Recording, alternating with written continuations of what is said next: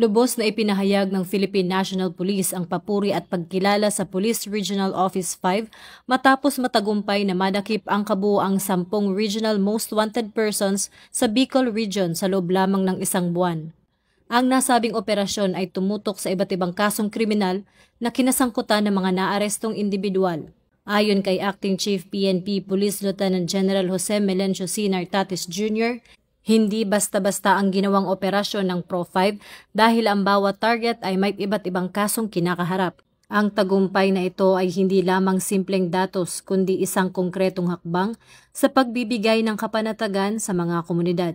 Tiniyak ng PNP na ang pagdakip sa mga most wanted sa Bicol ay bahagi lamang ng mas malawak na kampanya kontra kriminalidad na isinasagawa sa buong bansa.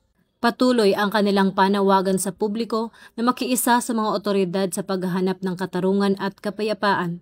Ang ganitong tagumpay ay patunay na sa pamamagitan ng pagkakaisa ng pulisya at mamamayan, may pagpapatuloy ang adhikain ng isang ligtas at mapayapang Pilipinas.